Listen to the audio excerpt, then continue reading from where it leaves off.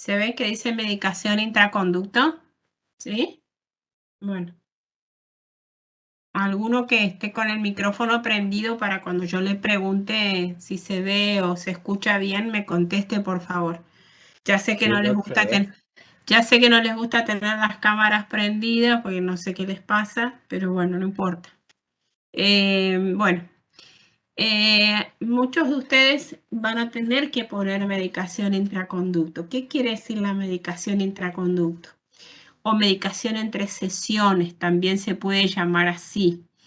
Es una medicación que la vamos a poner en ciertas circunstancias adentro del conducto una vez medianamente limpio o bastante limpio, para esperar de una sesión a la otra. O sea, ¿qué puede haber pasado? El paciente viene dolorido, por ejemplo, y entonces nosotros hacemos la urgencia, ¿sí? O sea, lo sacamos del trance al paciente, podemos hacer la extirpación o la apertura porque puede drenar, o simplemente hacemos la extirpación porque estamos ante una pulpitis, no terminamos el tratamiento de conducto, entonces le ponemos una medicación entre sesiones. Por ejemplo, esa sería una de las causas. No se termina el tratamiento por X razones, por una cuestión de tiempo, sea el diagnóstico que sea, entonces ponemos una medicación intraconducto. Tenemos un conducto muy infectado, que ha drenado, con mucho compromiso periapical, entonces decidimos no obturar definitivamente, porque hay condiciones para obturar el conducto. Ya cuando hablemos de obturación, ustedes van a ver que una pieza dentaria tiene que reunir ciertas condiciones para ser obturada inmediatamente. Entonces, nosotros decidimos, porque hay ciertas condiciones que lo contraindican, no obturar inmediatamente un tratamiento de conducto, entonces ponemos una medicación entre sesiones, ¿sí? Entonces, más o menos es eso lo que les quiero, eso es la medicación entre sesión. Entonces, ¿qué es una medicación intraconducto? ¿Qué quiere decir? ¿Qué quiere decir esto? La medicación en conducto, como primera medida tenemos que reconocer el concepto de medicación tópica entre sesiones, así como el material utilizado de acuerdo a cada uno de los casos clínicos y las técnicas de colocación de medicación intraconducto. Tenemos que reconocer la importancia de la microbiota del sistema de los conductos radiculares. Acuérdense que bacterias puede haber, supónganse en una pulpitis o una carie grande, puede haber, pero solamente en superficie.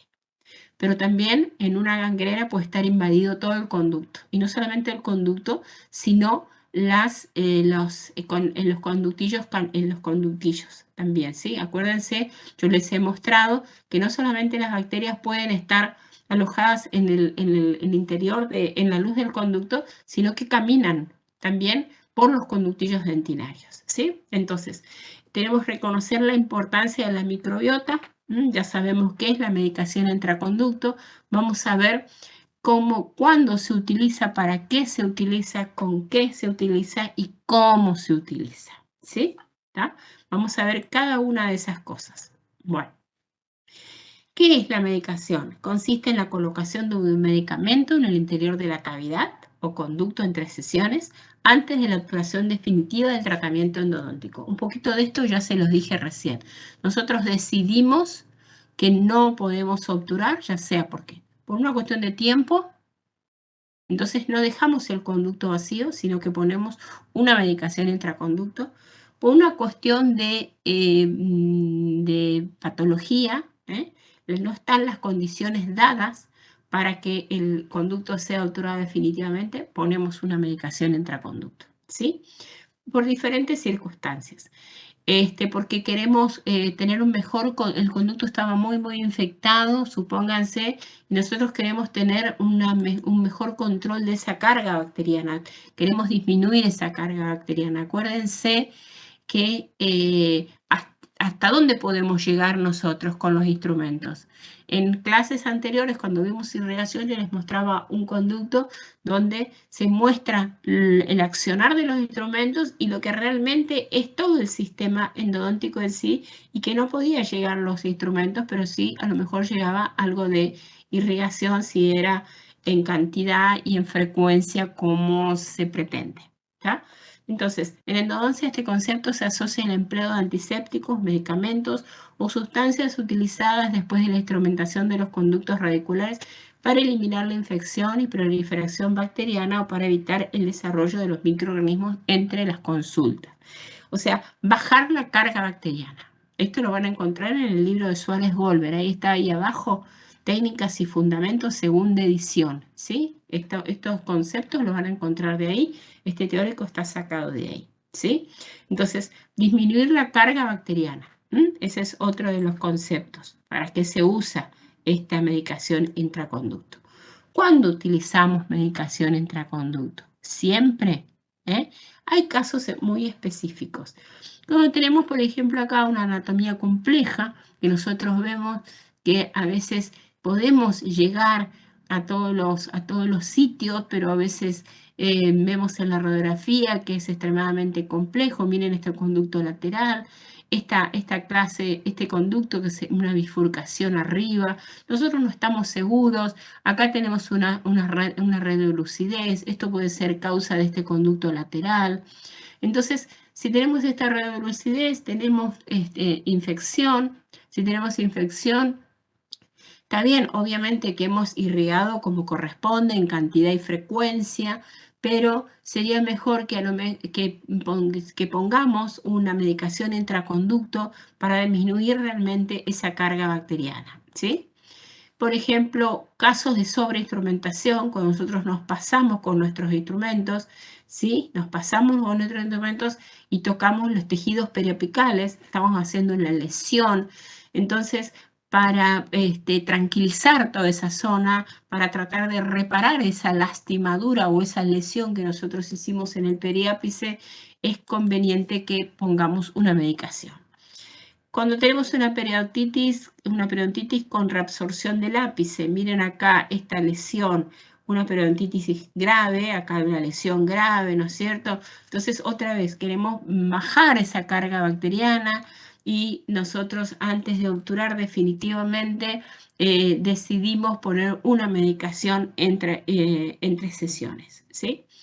Por ejemplo, en pacientes como este nenito que ven acá, que no quiere continuar la sesión, no tan nenito, a veces las personas adultas también, entonces o están cansados porque les duele la articulación, porque tienen miedo, porque están nerviosos, entonces tenemos que suspender por X causa, ¿no es cierto? Por todas estas cosas que les estoy diciendo, porque tiene que entrar al trabajo, porque etcétera, etcétera. Entonces nosotros con el conducto medianamente limpio y preparado ponemos una medicación intraconducto. Cuando, por ejemplo, el otro día que hablábamos de soluciones irrigadoras, miren acá una solución irrigadora en el tercio apical sin querer, fue hicimos mucha presión con el émbolo de la jeringa, se nos fue un poco al periápice, a lo mejor el paciente siente alguna molestia, y si siente alguna molestia, lo mejor que podemos hacer es secar ese conducto y poner una medicación intraconducto, porque ese paciente va a tener una periodontitis. Es lo más factible que tenga una periodontitis. Con esta medicación intraconducto, lo más probable, y alguna medicación por boca, algún analgésico, lo más probable es que toda esta inflamación disminuya. ¿Tá? Entonces, son varias las causas y puede haber más y pueden ser muy diversas las causas que nosotros decidimos no terminar este tratamiento de conducto, porque como clínicos vemos que sería mejor esperar que poner una medicación entre más o menos 14 días, y seguramente que el paciente va a volver mucho más aliviado. Hay pacientes que vienen doloridos, ya vienen doloridos, hay pacientes que vienen con una periodontitis apical. Entonces, ante un paciente que viene dolorido, una pieza dentaria que está dolorida, está contraindicado la obturación inmediata, o sea, la obturación inmediata, perdón. Entonces, la vamos a posponer, vamos a poner una medicación y la vamos a posponer, ¿sí? Entonces, ¿para qué se utiliza? Se utiliza para eliminar bacterias que pueden persistir en los conductillos, ¿sí? Tratados en la preparación. Neutralizar los residuos tóxicos remanentes en el espacio pulpar. Reducir la inflamación y el exudado, ¿sí? Periapical. Construir una barrera mecánica ante la posible filtración de la obturación temporal.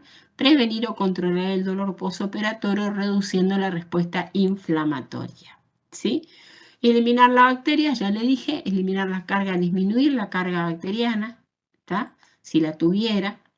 Neutralizar, como vamos a usar medicación intraconducto que tiene un pH alcalino netamente, va a neutralizar los residuos tóxicos remanentes, ¿sí? Reduce la inflamación porque vamos a utilizar una medicación que es higroscópica, el hidróxido de calcio. Higroscópica quiere decir que toma la humedad, ¿sí? Va a reducir la inflamación y el exudado. Construir una barrera mecánica ante la posibilidad de la filtración de la obturación. Supónganse que le ponen una UTA, como ponen ustedes, y eso se sale y el conducto queda abierto y sin ninguna medicación. Y la verdad que va a ser un reservorio de todo lo que entra en la boca. Entonces, vamos a tener un mal mayor todavía. Prevenir el control del dolor postoperatorio. Esta medicación que vamos a usar en la clínica disminuye el dolor postoperatorio al disminuir el exudado, ¿sí? De la zona periapical, va a reducir la inflamación, entonces va a prevenir o controlar o disminuir el dolor postoperatorio. Por ejemplo, como nosotros hicimos una sobreinstrumentación, laceramos la zona periapical, esta medicación va a hacer que va a disminuir la respuesta inflamatoria, por lo tanto el dolor, ¿sí? Los objetivos de la medicación, así como las sustancias y las técnicas utilizadas, difieren entre sí en función de la situación clínica del diente en tratamiento. ¿Qué quiere decir? Los objetivos de la medicación en sí, como las sustancias y las técnicas utilizadas, difieren entre sí en función de la situación. Por ejemplo, una cosa es pretender bajar la carga bacteriana, por ejemplo. Otra situación podría ser el de una sobreinstrumentación, por ejemplo. Otra situación podría decir que ponemos esta medicación por si llega a haber se le llega a desprender o llega a salir la obturación provisoria, para que no quede eso vacío y al aire. Otra situación podría ser, por ejemplo, el chiquito que no se deja terminar. Por ejemplo, otra situación podría ser el paciente que viene con una periodontitis dolorosa. Entonces dice, los objetivos de la medicación, así como las sustancias y la técnica, difieren entre sí en función de la situación clínica, ¿tá? Entonces, en los casos de dientes con pulpa vital, la contaminación bacteriana sí existe, pero está restringida solamente a la superficie, en contacto con la carie, nada más.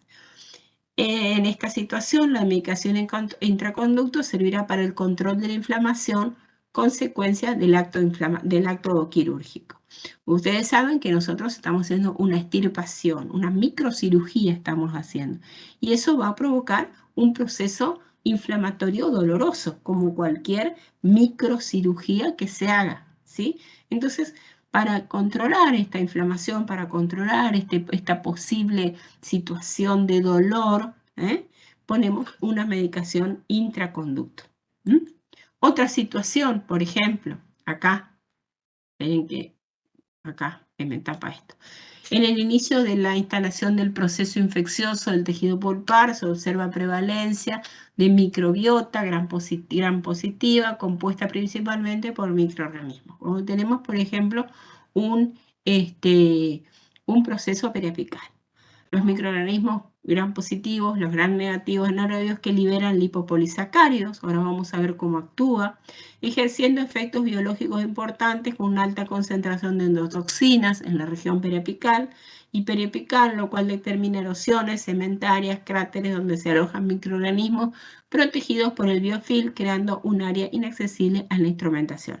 Entonces, cuando nosotros tenemos una por ejemplo, procesos periapicales, que está pasando todo esto, que tenemos las endotoxinas que son liberadas por los microorganismos. A su vez, esas endotoxinas, esa lesión periapical va a generar erosiones cementarias, cráteres, como dice acá, donde se alojan colonias bacterianas, que son protegidas por esos recovecos que hay ahí.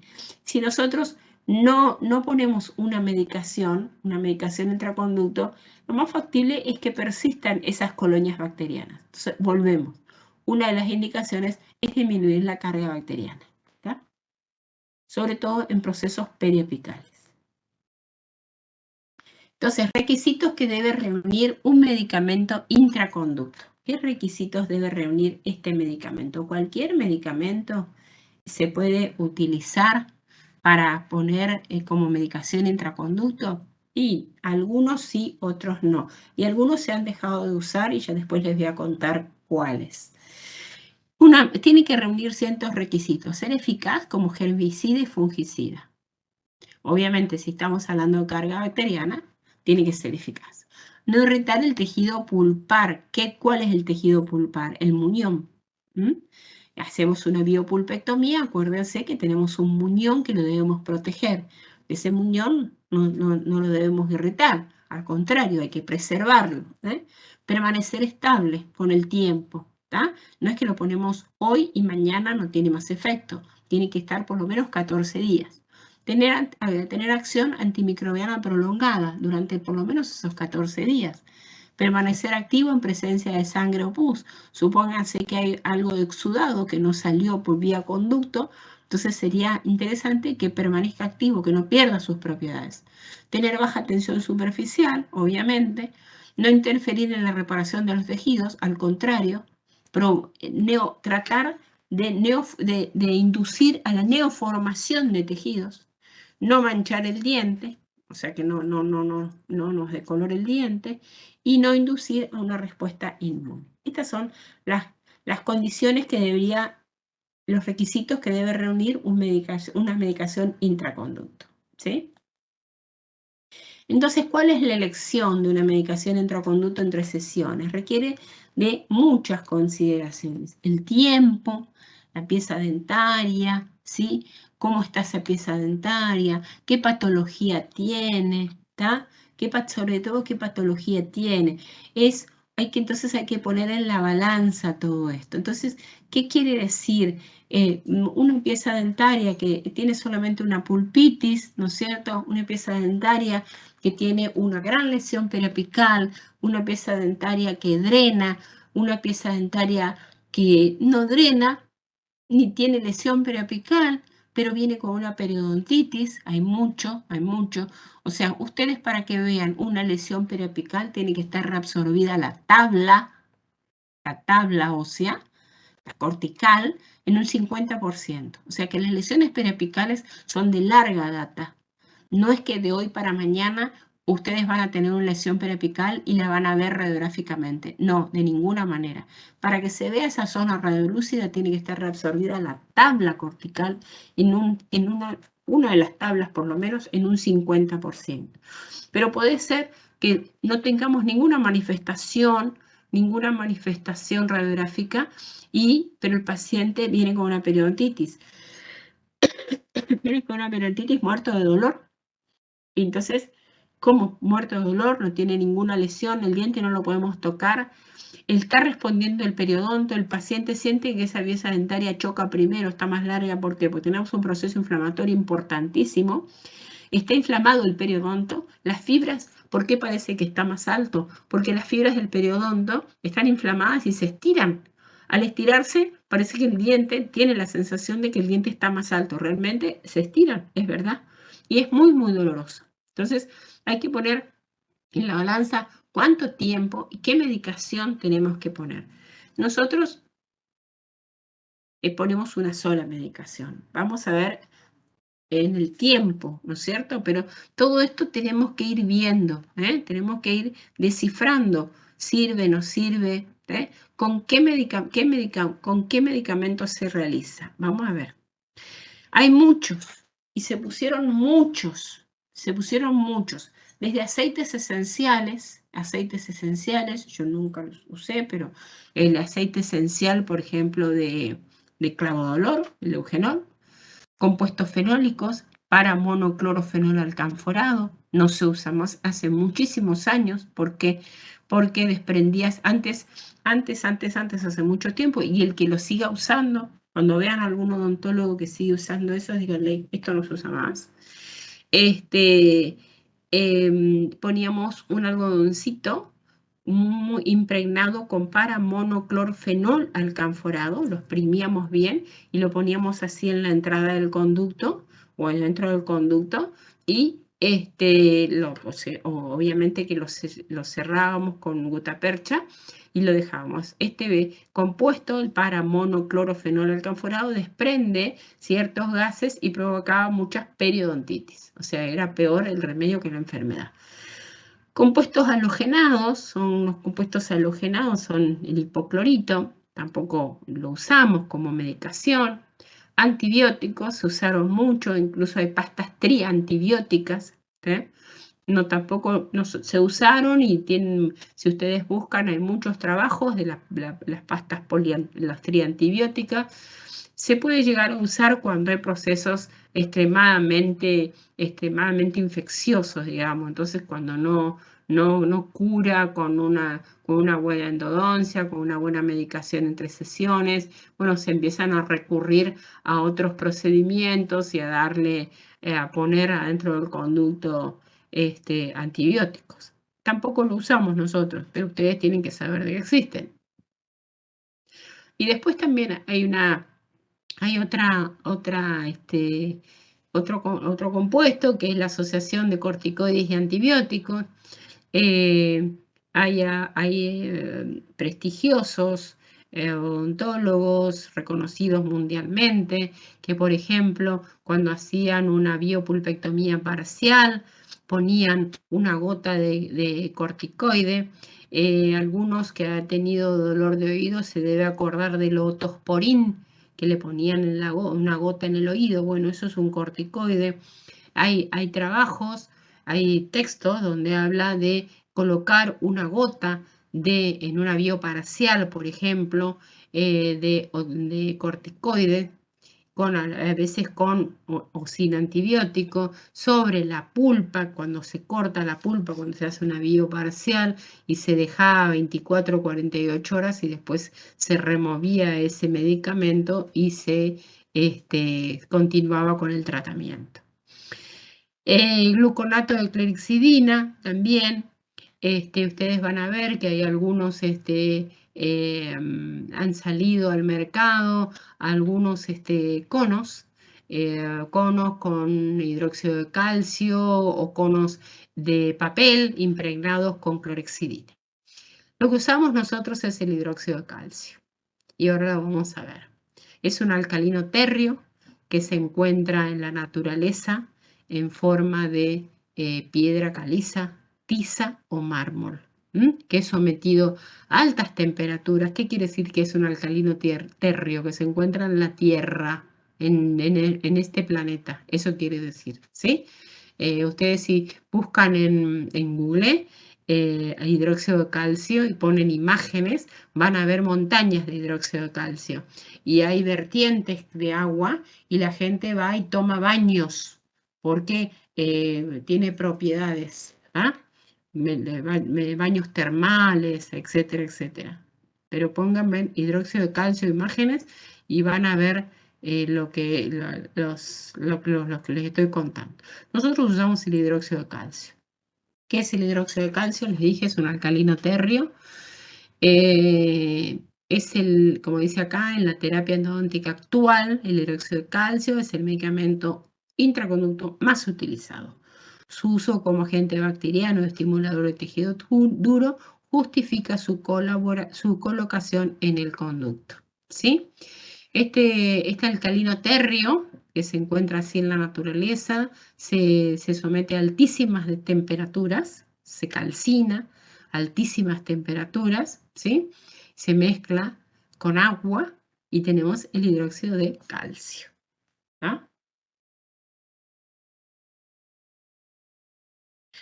Las propiedades del hidróxido de calcio. Una de las propiedades más importantes es el pH 12. Por este pH 12 es un agente antimicrobiano de amplio espectro. Una infección, ¿qué pH tiene? Ácido. Las bacterias viven en pH ácido. Entonces, el pH 12 de esta preparación es excelente. Por eso tiene agente antimicrobiano. Ninguna bacteria vive al contacto con el hidróxido de calcio. Acción antimicrobiana sostenida durante un largo periodo de tiempo. Una de los requisitos que tenía que tener el hidróxido de calcio era tener una acción antibacteriana sostenida en el tiempo, pues el hidróxido de calcio la tiene. Reducción del crecimiento antimicrobiano, obviamente, y degrada el tejido pulpar residual. Si quedaron restos pulpares en el conducto, restos de gangrenas o que no han terminado de sacar todos los restos de pulpa, lo degradan, ¿sí? Las desventajas del hidróxido de calcio, obviamente, una de cal y una de arena. Se han encontrado algunas bacterias resistentes, en particular el Enterococcus fecalis, que es nuestro problema. Cualquier hidróxido de calcio residual que quede en el conducto reticular puede interferir en la obturación definitiva. Sí, es verdad, porque nos va a taponar los conductillos dentinarios. Nosotros queremos que estuvieran lo más limpio posibles para que ahí nuestro sellador penetre. Es verdad, puede ser, pero si a lo mejor hiciéramos una buena irrigación, a lo mejor esto no sería así, pero lo que tiene de bueno es, bueno, ahora después vamos a hablar de otras cosas buenas que tiene. El hidróxido de calcio debilita la dentina si se deja en el conducto reticular durante largos periodos. Deshidrata la dentina. Si ustedes tocan el hidróxido de calcio, el polvito, lo tocan entre las manos, van a ver cómo les reseca la piel. ¿Por qué? Porque es higroscópico. Higroscópico quiere decir que toma la humedad. Y eso, por un lado, es algo bueno, pero si lo dejamos cuando tenemos por ejemplo, exudados, es algo bueno, ¿sí? Pero mucho tiempo nos deshidrata la dentina. O si lo tocamos con la mano, también nos deshidrata la piel. Lo que tiene de bueno el hidróxido de calcio que se divide en ion calcio y ion oxidrilo. Lo que tiene de bueno también que en esta medicación intraconducto es la difusión a través de los canalículos dentinarios. ¿Qué quiere decir? Que camina a través de los canalículos dentinarios, ¿sí? Entonces, acuérdense que las bacterias no solamente estaban en los conductos, sino que caminaban por los canalículos dentinarios. Entonces, es bueno que estos iones se difundan a través de los canalículos dentinarios, ¿sí? Esto lo descubre ¿cómo se llamaba? No me acuerdo. Estrella habla en su libro de la difusión del hidróxido de calcio a través de los canalículos dentinarios, ¿sí? El vehículo determina el tiempo en que los iones de calcio y ion oxidrilo se mantienen libres luego de haberse disociado. El hidróxido de calcio se disocia en iones de calcio y ion oxidrilo, ¿sí? Entonces, vamos a ver con diferentes vehículos qué hace cada cosa. Lo podemos mezclar con diferentes vehículos. Yo le dije, es un alcalino térreo, ¿sí? Nosotros usamos la medicación, la fórmula del doctor Leonardo, ¿sí? Que mezclamos el hidróxido de calcio, que tiene óxido de zinc, y ahora les voy a contar porque tiene óxido de zinc, resina conofonia y otra resina más, pero que no, es para darle plasticidad nada más o suavidad a la mezcla, y lo vamos a mezclar con el polietilenglicol, ¿sí? Esta mezcla nosotros es la que más usamos. Es muy antipático, ¿cómo les puedo decir? No sé si la palabra es antipático. Manejar el hidróxido de calcio con vehículo acuoso. Si alguna vez jugando han mezclado tiza con agua, eso es mezclar hidróxido de calcio con vehículo acuoso. Es muy difícil de levantarlo y llevarlo al conducto. Entonces nosotros usamos la fórmula del doctor Leonardo, que es hidróxido de calcio, que tiene un par de cosas más, ahora les vamos a contar, y que tiene el vehículo que vamos a usar nosotros es viscoso, que es el polietilenglicol 400. Con vehículo acuoso, con solución fisiológica, agua estéril, solución salina. Permite liberación rápida de iones, solubilizándose con relativa rapidez en los tejidos. Relativo. Es muy antipático de trabajar. Se puede, si no tienen otra cosa, bueno, ¿qué va a hacer? Lo vamos a hacer. Lo importante acá es el hidróxido de calcio. Con vehículo viscoso, glicerina, polietilenglicol y propilenglicol y polietilenglicol 400. Disminuye la solubilidad de la pasta y prolonga la liberación iónica. ¿Tá? Disminuye la liberación de la pasta, la solubilidad de la pasta y prolonga la liberación iónica. ¿Qué quiere decir disminuye la solubilidad de la pasta? Si nosotros ponemos en contacto de los tejidos periapicales ciertas sustancias, el organismo pone en marcha 3 situaciones, que es la solubilidad, la dispersión y la fagocitosis. El hidróxido de calcio, en contacto con los tejidos periapicales, es el material que más rápidamente se solubiliza. Tarda de 2 a 1 semana. 1 milímetro cuadrado controlado radiográficamente.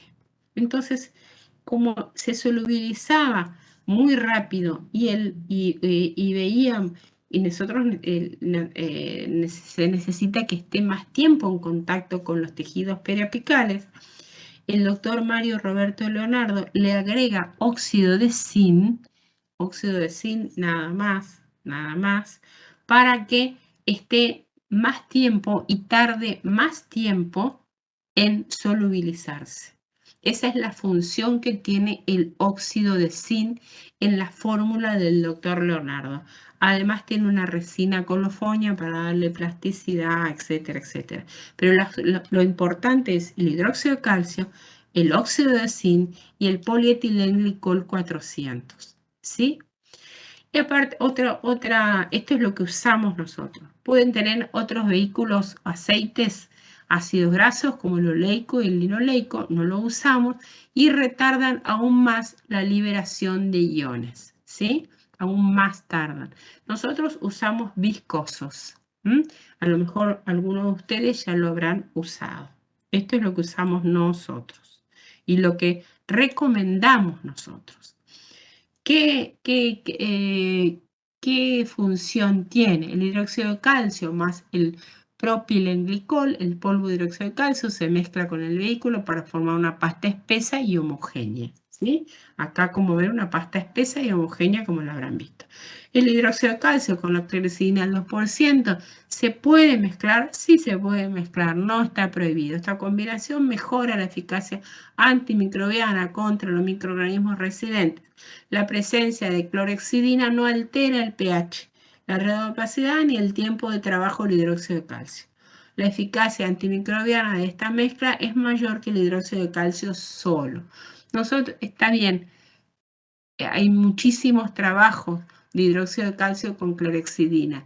¿Lo usamos nosotros? No. No es porque esté mal, no, está correctísimamente bien. Nosotros seguimos, hay que seguir líneas, ¿no es cierto? Nosotros usamos el hidróxido de calcio con polietilenglicol 400, que es la fórmula del doctor Leonardo. ¿Está? ¿Cómo trabaja? ¿Cómo es el mecanismo de acción del hidróxido de calcio? Se disocia en ion calcio y ion oxidrilo. El ion oxidrilo es el que alcaliniza el medio. ¿Está? Entonces, y modifica el pH de ¿quién? De la membrana de los microorganismos. Actúa a nivel del polisacárido, que tiene la membrana de los microorganismos, daña la membrana citoplasmática,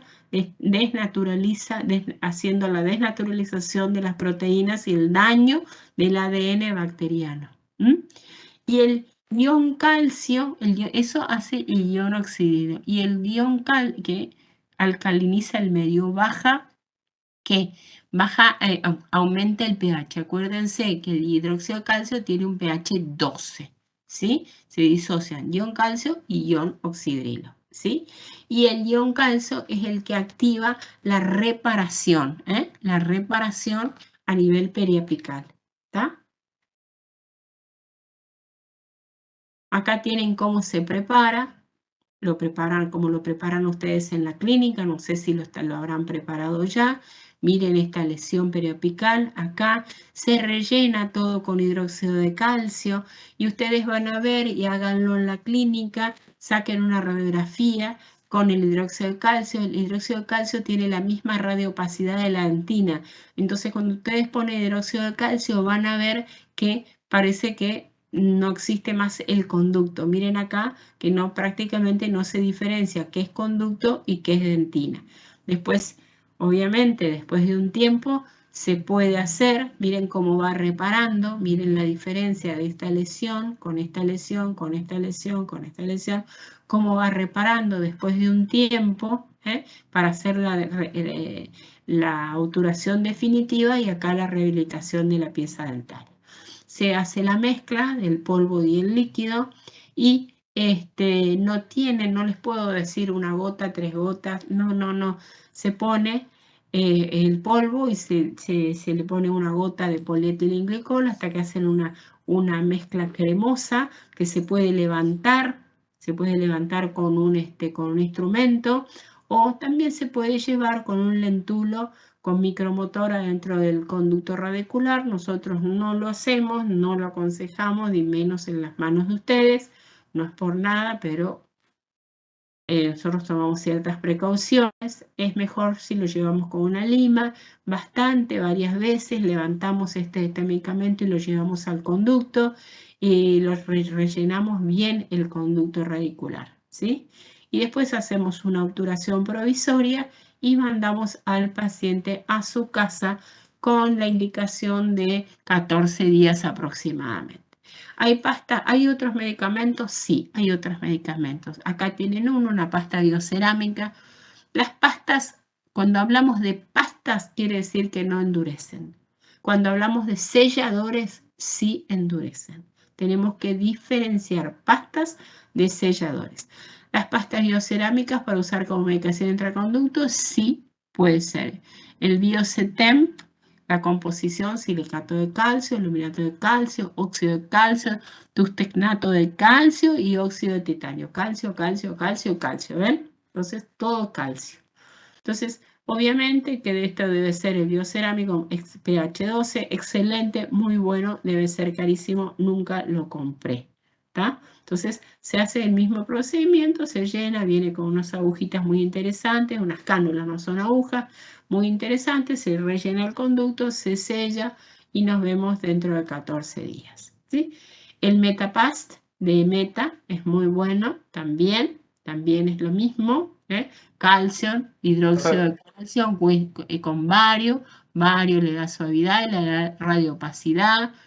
Miren, por ejemplo, para una reabsorción dentinaria interna, ¿sí? Es muy importante en estas lesiones, en estas patologías, la medicación intraconducto, por ejemplo, con hidróxido de calcio es extremadamente importante. Ya vamos a hablar de reabsorciones dentinarias cuando se encuentran, es un hallazgo, esto no tiene sintomatología, salvo que sea una reabsorción comunicante.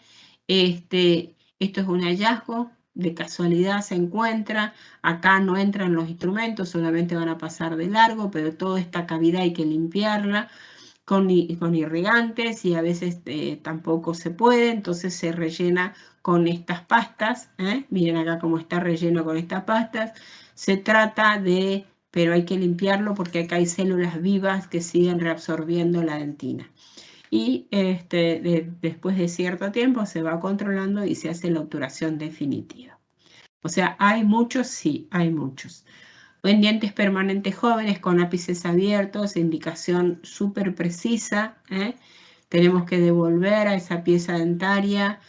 Acá podemos hacer, tenemos el hidróxido de calcio, si hacemos una obturación definitiva en una biopulpectomía parcial es una cosa, ¿tá? Y es definitiva. Se pone en contacto con la pulpa donde se hace el corte, se pone el hidróxido de calcio purísimo. Acá se pone el polvo solo. Se puede mezclar con solución fisiológica, se puede mezclar hasta con anestesia, pero acá se pone el polvo solo, ¿tá? pero cuando tenemos un ápice abierto con una lesión periapical o una gangrena pulpar, hacemos un proceso de apicoformación y rellenamos con el hidróxido de calcio, con la pasta del doctor Leonardo, y lo dejamos y lo vamos controlando hasta que esta pieza dentaria evoluciona, crece, evoluciona y forma una barrera de tejido duro a nivel apical, y es recién ahí cuando nosotros podemos hacer la obturación definitiva. Miren la lesión que tiene acá y miren acá la lesión cómo se va curando, ¿está? Miren como se darán cuenta, es un diente de un chiquito joven, miren acá los dientitos que tiene, y se habrá caído de la bicicleta, como ven acá, una fracturita, se cayó de la bicicleta, no vinieron a la consulta y tenemos acá una gangrena. ¿Cómo se realiza? Técnicas para la colocación de medicación intraconducto. Para que el medicamento ejerza su acción antiséptica es necesario que el conducto esté conformado, vacío y seco, con su permeabilidad dentaria restablecida. Lo más limpio y seco, por supuesto, lo más limpio y seco posible, libre de sangre, pero actúa sobre sangre, pero si está libre de sangre mejor. Se hace la mezcla como les conté. Se lleva con un instrumento al conducto radicular, ¿sí? Puede ser con lentulo, ya les conté, ¿sí? Nosotros preferimos que no, ¿tá? Puede ser con un explorador endodóntico, que lo ataquemos un poco, pero es una pastita, no hace falta atacarla.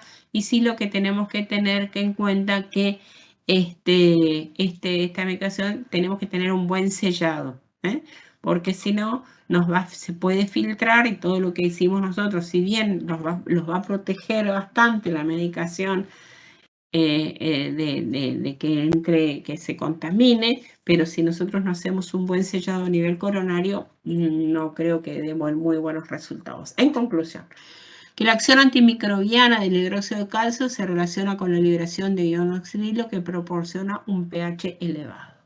No hay dudas, se lo acabo de decir. Su tiempo de permanencia en el conducto dependerá de varios factores, tales como cantidad, diámetro de los túbulos dentinarios, cantidad de agua presente. El tiempo de permanencia, y por lo general, es de 14 días, como dice más abajo, pero también su acción va a depender de los conductillos dentinarios, el diámetro, la cantidad de los conductillos dentinarios, ¿sí? Acuérdense que más cerca de la corona los conductillos dentinarios tienen un diámetro más importante que a nivel apical, ¿tá? Entonces también va a depender de eso. Por ello, el tiempo de permanencia, el óptimo, es de 14 días, y en casos de grandes lesiones periapicales o reabsorciones nítidas podrá dejarse hasta 30 días. No hay ningún problema. El paciente se puede ir y venir con la medicación intraconducto, no hay ningún problema, no pasa nada. Está bien, no se lo podemos dejar años, pero no pasa nada si pasan más de 14 días. Lo mínimo es 14 días para que se produzca esta disociación de ion calcio y ion oxidrilo, y se produzca el proceso que les estuve diciendo de la difusión de hidróxido de calcio a través de los conductillos dentinarios. Acuérdense a dónde actúa el hidróxido de calcio: a nivel de la membrana bacteriana, a nivel de la membrana de lipoporisacáridos, ¿tá? Destruyéndola, cambiándole el pH y actuando sobre el ADN de la bacteria, destruyéndolo, ¿tá? Esta es una clase muy cortita, en definitiva es nada más que eso. ¿Qué? En el caso de que pase algo, digamos, los 14 días y la dentina No pasa nada. si se deshidrata No, la dentina por no pasa nada. No, tenés que dejarlo mucho tiempo, mucho tiempo. De todas maneras, no pasa, no es que la dentina se vaya ¿cómo te puedo decir? A desarmar, no me sale la palabra. A pulverizar. No es que la dentina se vaya a pulverizar, que la va a tocar y se va a desgranar. No, esto es en contacto con la dentina mucho tiempo, y aparte no está bien determinado que se deshidrate tanto como para que se rompa, digamos. Pero pasan 14 días, no pasa nada, a veces se lo dejamos 21, a veces se lo dejamos 30 días. Todo va a depender de la patología que tenga. Estos son el texto, Suárez Goldberg, se los recomiendo, se los recomendé todo el tiempo, pero también Tara Bineyat. Hay muchos, todos hablan de hidróxido de calcio. Estrella, es un libro que habla muchísimo de hidróxido de calcio, es muy, muy importante. Todos hablan de hidróxido de calcio porque la verdad que es la medicación en este momento que se usa. Si les interesa más, pueden leer este artículo que está muy bueno, que es la aplicación del hidróxido de calcio y el efecto sobre las bacterias. Esto es todo, es cortita esta clase. Tengo otra clase que es mucho más larga, pero no me pareció que sea para ustedes. Si tienen algo que preguntarme, me gustaría que me lo pregunten. Profe, yo tengo una duda. ¿Cómo no? ¿El hidróxido de calcio que se utiliza acá es el mismo que se utilizaría para una protección pulpar directa en operatoria? Escúchenme una cosa. El Dical, usted usa Dical. ¿Benjamín Ramírez se llama usted? Sí. Bueno, y si prende la cámara, si pueden prender la cámara y hablamos todo lo que quieran, no tengo problema, pero es más ameno, porque la verdad que estoy hablando mirando la pared. El hidróxido de calcio que usted usa para una protección en operatoria es el Dical, ¿sí? Que tiene un tiempo de fraguado, ¿sí? ¿Sí o no? Benjamín, ¿sí? No lo escucho. Sí, profe, sí, perdón. Bueno, acá si bien es hidróxido de calcio, pero tiene otra consistencia. Nosotros usamos el hidróxido de calcio purísimo. Eso que nosotros le mandamos a comprar a la farmacia Corrientes, ¿sí? Que es un avío. Usted piense una cosa, esto va dentro del conducto. Usted no puede meter Dical adentro del conducto porque se va a endurecer, ¿o no? ¿Sí? Claro, sí. Bueno, yo no puedo meter nada dentro del conducto hasta que yo no haga mi obturación definitiva porque se me va a endurecer. ¿Está? Entonces, yo uso hidróxido de calcio, la fórmula del doctor Leonardo, que nosotros le hacemos comprar. Antes me parece que estaba la farmacia Corriente, le hacíamos preparar ahí con la fórmula. Y es una consistencia cremosa. Esto no se endurece adentro del conducto, no se endurece para nada. Y se sacan con los lavajes, con el lavaje con hipoclorito. Usted en la sesión siguiente, a los 14 días, a los 21 días, usted va, lava y sale sin ningún problema. A veces Durante los interfiere. 14 días que permanece en el conducto, ¿sigue teniendo la misma consistencia?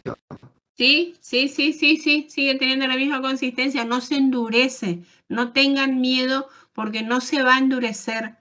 Lo único, digamos, no malo, no es malo, que si vos no lavas bien, va a quedar medio como que va a entrar o te va a taponar los conductillos dentinarios, la entrada, y vos que querés que queden limpios para que ahí se adapte y selle, se cumpla la función el sellador, ¿me entendés?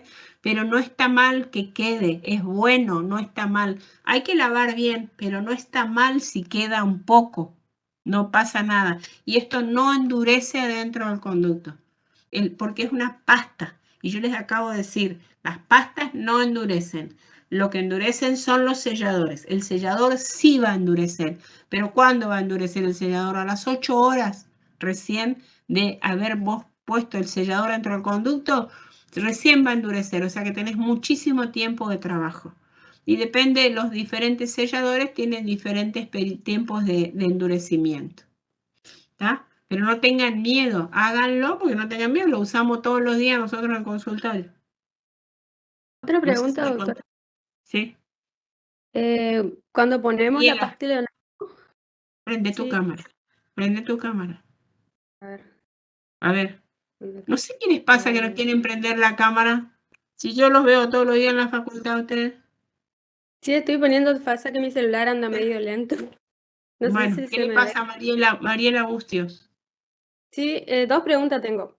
No, Una, una vez que ponemos la pasta Leonardo, ¿cómo sellamos, digamos, si ponemos el ionómero o lo ponemos no, gutapercha? mirá, ¿Cómo, digamos?